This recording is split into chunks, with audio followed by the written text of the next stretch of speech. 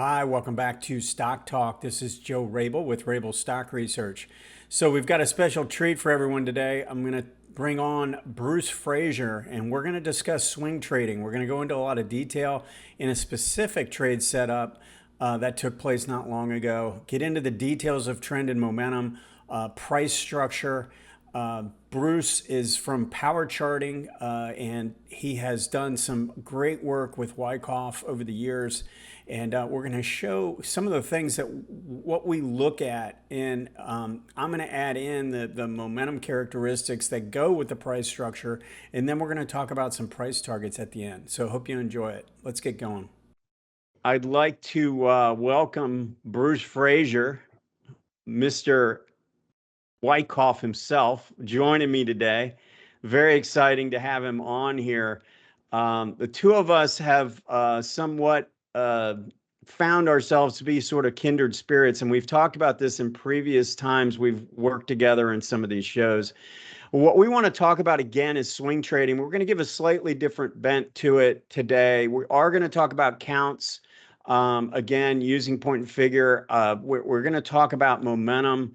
We're going to talk about price structures, all of that. But first thing we want to do before we bring up the charts is discuss how we define swing trading. And I'll just start it off, Bruce, and then you can join in. But the way I look at it is swing trading is not defined by time. It is more defined by the process of trying to take a piece of a trend.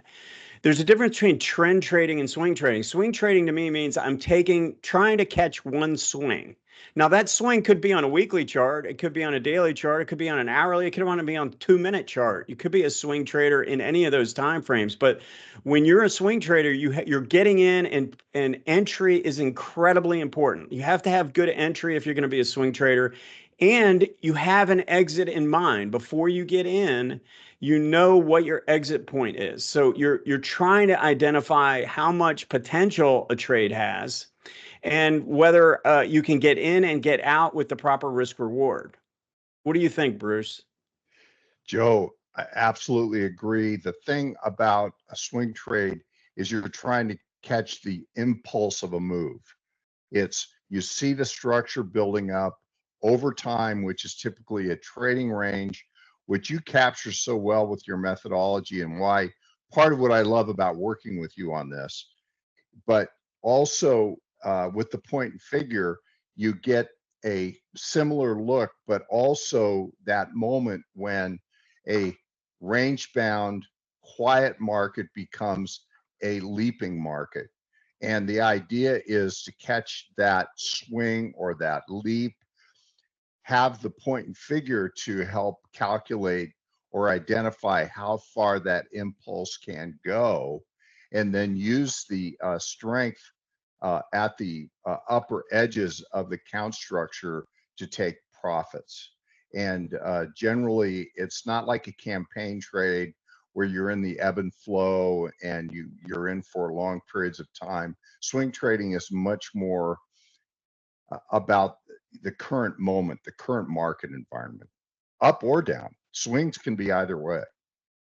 Right. And I mean, I think, you have to take into account the general, when you're swing trading, even if you're using like a weekly chart to kind of get maybe identify something that's built up a structure and then it gets going and you want to play it off the daily chart, you kind of want to get a feel for what the market's doing. If you're going to swing trade and you're trying to capture a move over say a couple weeks or a couple months, something like that, you generally don't want to be fighting the market. You want to make sure you've got pretty decent conditions in place. So that's part of the whole process. And I'm assuming that you're doing the same thing when you're looking at an individual trade, right? Absolutely. That's a big part of the Wyckoff methodology, is identify stocks that are ready to lead a market that is poised for an important move. So you want to time your stock selections, your stock timing with market timing, and have them be congruent with each other. Very important to the Wyckoff methodology. Don't want to be fighting against, trends that are counter to the one that you're attempting to benefit from. Right. Okay.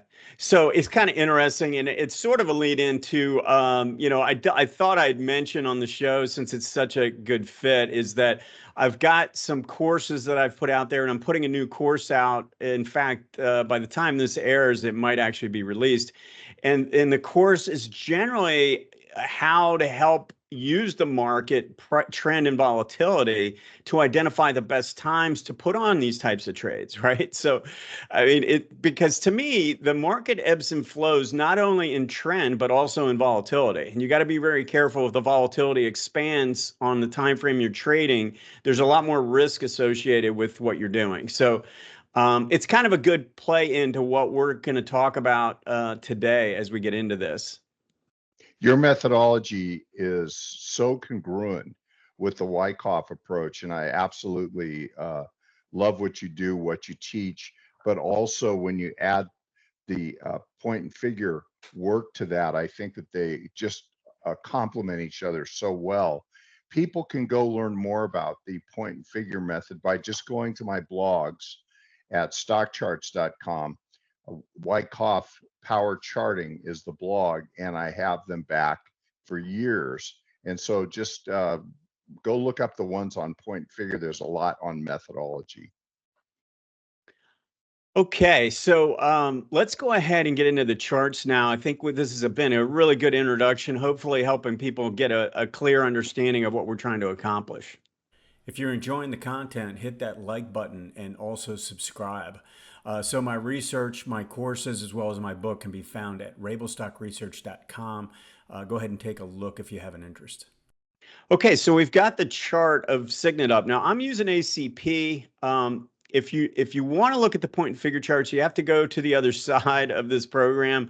But I do like the ACP for me because I like looking at multiple time frames. And right now I've got a monthly chart up on the bottom left, a weekly in the bottom right, daily in the upper right, and an hourly in the upper left. And so and every single chart, Bruce, that I have, I use the same. Everything's the same. I've got an 18 and 40 simple moving average. I've got standard MACD 12, 26, 9 with exponential moving averages. Now, my settings for ADX are 13 and 8, but generally speaking, I don't really like to fiddle with stuff. I like to take them out of the box and just use them and learn how to use them. And that's really how I started with MACD. So we're going to start with the wide angle lens and look at the bigger picture. All right. And we're trying to identify, even though we're playing a piece of a trend, we want the wind at our back when we do a trade. And we want to have the bigger trends in our favor. That just increases our odds that we've got a better short-term trade on our hands, right? So what I noticed when I looked at this has been going sideways for an extended period of time. It had the big move to the upside, corrected down, and then it spent about 2 years going sideways. And we got this low ADX condition in place. All right. And low ADX to me is a sign of energy building, especially if price is working sideways. It's like the Wyckoff approach of building a cause before the effect, right? And we're trying to identify something that's got a big cause. And I love one of the things from his courses where he talks about the foundation of a building. And the wider the foundation, the bigger the building you can build on it. And so I always think that way when I'm looking at these charts.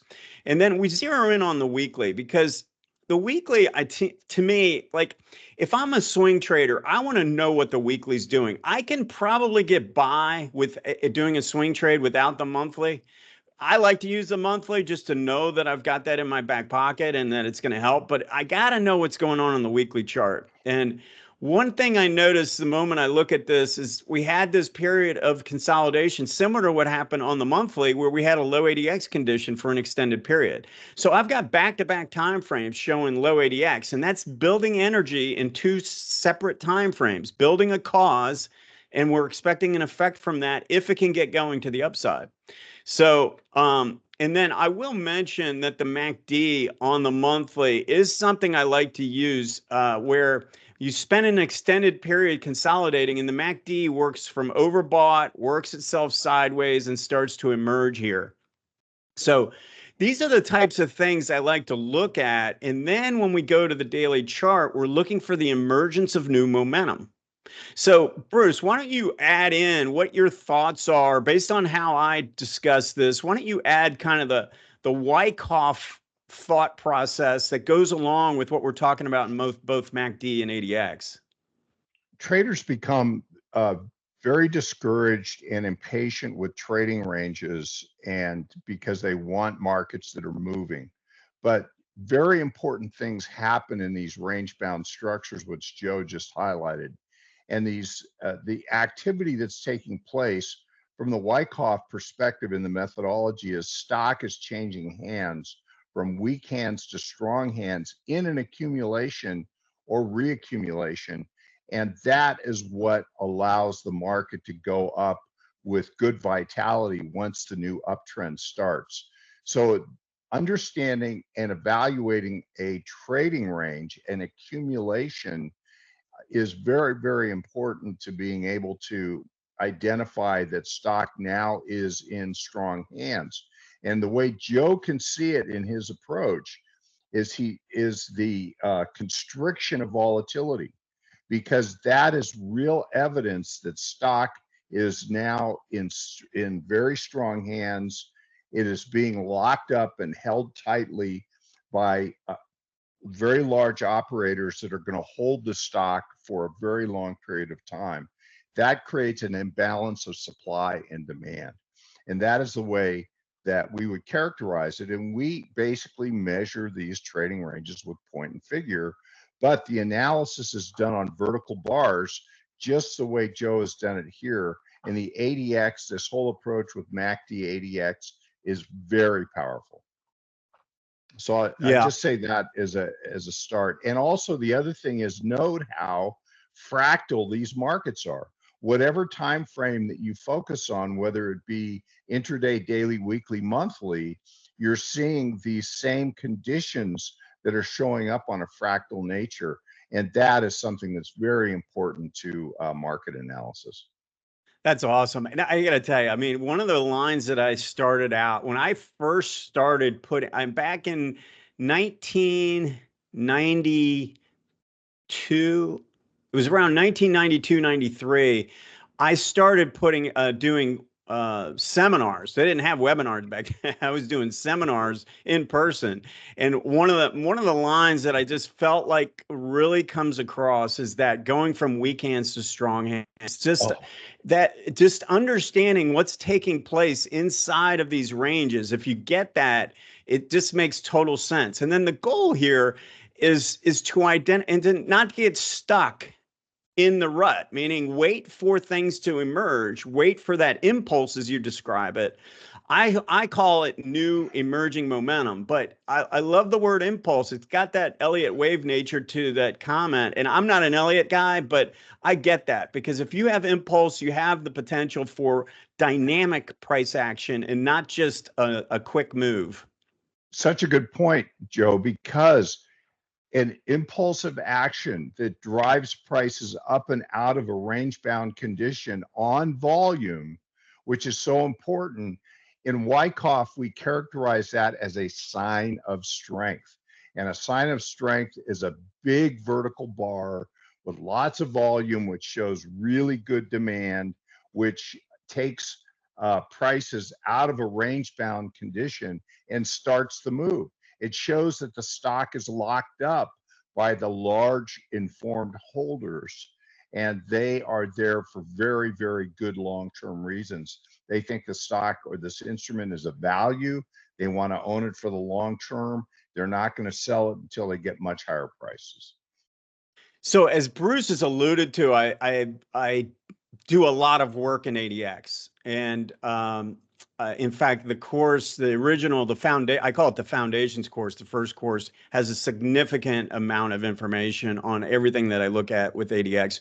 What's interesting is I talked about low ADX on the monthly, low ADX on the weekly, and look at this, the low ADX pattern on the daily. We had 3 separate time frames that had low ADX before this emerged. And this is what Bruce was talking about right here. This little powerful little ignition of the trend. You see the green DI, that's the strength of the buyers. The green DI is the strength of the buyers. Red is the strength of the sellers. Look at the breakout pattern.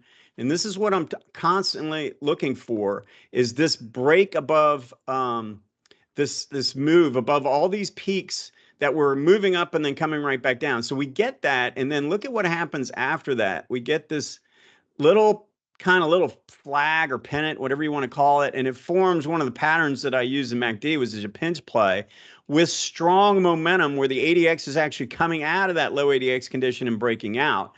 So we've got all of that working together, and then we go down to the smaller time frame. Now, I've actually moved over the hourly, so we don't have to go looking for it. This is where we are on the hourly at the same time. Now, look, we've got a low ADX condition on the hourly. That's 4 time frames, and then it kicks into gear, and then we get this monster green bar reversal. I mean, there's several different entry patterns that developed here coming out of this little consolidation area that you could have been looking for. But the big green bar is something I teach. If we see a big green bar in the area of, the entry pattern, my guys know this is go time. We don't want to mess around. We want to get in and play that.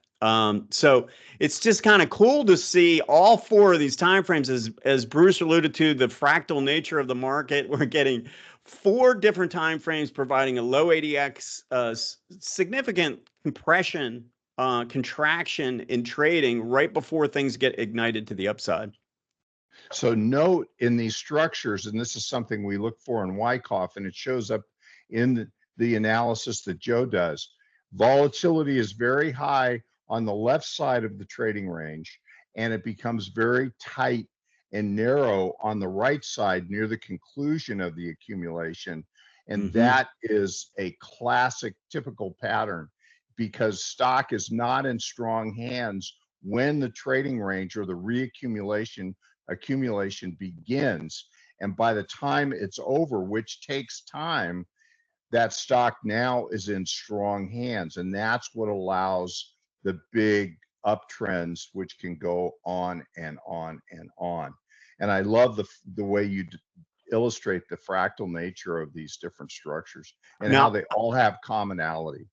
I was not going to get into this, but I got to tell you, I mean, because you mentioned this is so important, I think, for people to understand. So we've got this pattern that you're seeing how it's wide here and it starts to compress here on the right side. But what happens, and what a lot of people don't get, this is what we're looking for when we're trying to get the spring pattern. If we already have this developed, a lot of times, especially in the environment where there's a lot of volatility, you'll get the spring before it takes off. So this actually looks like it's interrupting the pattern, but it's actually like a little shakeout before it takes off. So you want to be on the lookout for so we don't want to look for a shakeout or a undercut or anything like that before we've built the structure. Once we've built the structure, you get that, then you know it's probably ready to, if it can reverse, then you know it's time to go. So I just thought I'd mention that because Bruce brought that up. And Wyckoff calls that a spring. Right. And so very common element that shows up at the conclusion of accumulation. So very good point. All right, let me pull up the point and figure chart. Okay, so we've got the point and figure chart up. Bruce, why don't you walk us through how you use this to identify your targets and all? Yes, because you can see that there's a range-bound condition on the left side of the point and figure there in 2023. And you see the number 8. That is the beginning of the 8th month, August. That's the first entry in August. 9's the first entry in September. And you can see, look at the tightening of the structure after the initial break. The initial break is the big increase in volatility, which shows profit taking is occurring. Right. And then it becomes very dull and quiet. And if we just go ahead and put up that first count, you can see that what we're doing here is we're taking this range-bound structure and we're counting across. And remember, point figure is not, the x-axis is not a function of time, it's a function of volatility. And that's the reason you can do these counts. And so you can see the volatility diminishing out of the structure as it goes further to the right and goes into the month of December. That's the letter C. And it becomes very dull and quiet up there at the top of the resistance area. We then count across from the last place it stops at before the uptrend begins to the first place it stops, which is where that little climactic decline of 7 2-point moves down. That's 14 down points in a row right there to $68. We count that. It gives us a count, and go ahead and put up the numbers there. Yeah, beautiful. It's 21 columns. It's one box reversal method, 2-point scaling, and that gives us 42 points a count. We count from the low at 66, and we count from the count line, which is the last pullback before the uptrend begins at $82. Gives us a count of 108 to 124. And so it's a very straightforward concept once you understand how to count these structures, because you have to follow the rules. So then if we put up the second one there, Joe, you can see on the right, there's a smaller reaccumulation count. And just go ahead and put up everything there. But you can see, same concept. Now, this count may not be complete because we are still in the range bound structure. We need to get a breakout of 110. We have to touch 108 and then touch 110 to be able to say we have a breakout there.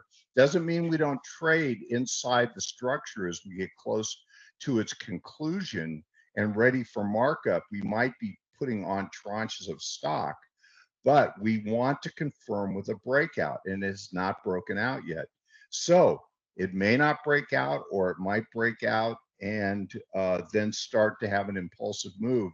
What's so interesting about this case study, and Joe picked this out, he always picks out the best ones, is that look what we have here. We have a count to 118 to 128 in this little structure, which confirms the larger lower count. That's called a stepping stone reaccumulation structure, and it's a confirming count. Often when the two counts confirm, it's like a little timing trick, Joe, because that's the point at which the market's ready to go up again, when the two counts equal each other. You know, it's so interesting. There's so much overlap into what we talk about, and this is the whole reason why I'm a big believer in what I teach is we've got this original base and we want to take some profits at this first target, but we want to trail if we're swing trading. So there's two different ways to handle this. If you're a swing trader, you're exiting here and then you're looking to get in again for the next leg. This is one leg, and then you're out, and then if it reaccumulates and sets up, and based on my signals, you are getting a new signal here for another move up here, which is a very strong count area. We know because we've got two different areas that are creating it. But what I suggest is that if you don't necessarily want to jump in and jump out, you take partial profits here, you trail a stop, and you give it some room. And if it's doing what it's doing, you could continue to have these reaccumulation counts that take place. And over time, it just keeps you in. It just keeps going up and going up. And eventually you'll get some kind of either a buying climax, or you'll lose a lot of momentum. There'll be massive momentum divergence, or there will be a big climax move and you'll just want to exit. But if you can catch a trend like that, and this helps to confirm that, right? Absolutely. And it's very sound strategy that you just suggested. And also note that the first count was to 108. It went exactly to 108. And look at how that surged up to that level. And that is a perfect example of a swing count and a swing trade. Swing exit. Beautiful swing exit. Exactly. And you're selling strength because you're selling that 108 area, like you said, with a partial tranche maybe. And then the larger count up to 124 often comes into play later on. And so we continue to have that in mind, and we're very encouraged by this second count, which is in the blue box. And note, everybody, that this is a hinge. We call it in old school, we call it a hinge. But what it is it's exactly what Joe's looking for in the ADX and the MACD, which is this tightening structure which the volatility is coming out because the stock again is in strong hands, and the lower structure has the same qualities. That's just excellent. Let me just follow up and just make one comment here. So if you want to use the bar chart to help you kind of, I do suggest learning more about point and figure, and Bruce is your man. You go and you read his blogs, you will find a lot of information. But if you look at the way this is set up, the upper end of this is around 83. The lower end of this structure is around 57. You could take the depth of base, right, of this area here. And when you break out of it, you can essentially add that to get your general implied target. It is not anywhere near as accurate as the point and figure charts, trust me. But it gives you an area that gives you at least a feel for what you should expect out of a move. So this would be like a really quick down and dirty method. But again, I would suggest overlapping that with learning about the point and figure charts. But this could be like, just something to do on a quick scale. And then after you know that it has enough room, maybe you go and find the point and figure chart, the point and figure targets after that. But I think this has been a great discussion, Bruce. I think we've got, price structure, accumulation, a reaccumulation. We've got low ADX. We've got MACD kicking in. We've got new momentum characteristics with dynamics on the short time frames. Right, the short time frames are where you're going to get the momentum to kick in first, and then the momentum shows up later on the bigger time frame. So the monthly hasn't even crossed 25 on an ADX basis, but the daily was first. Then we got the weekly, and if this keeps going, you're going to see this ADX kick in again on the monthly.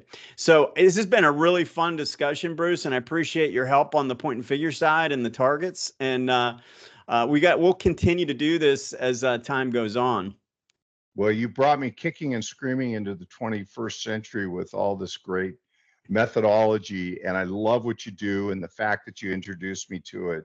And you've made me a big fan of this whole approach, which I now use because Joe taught me. And so I'm very Well, grateful. speaking of that, I will just say to find anything about my momentum course and or the other courses, you can go to rabilstockresearch.com. The services page has all that information.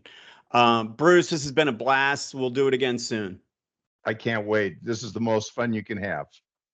Thank you, Joe. Thanks for watching today. My research can be found at rabilstockresearch.com. If you're interested in learning more about some of these techniques, I suggest going to my YouTube channel called Invest Like a Pro. Have a great week, and we'll see you next time.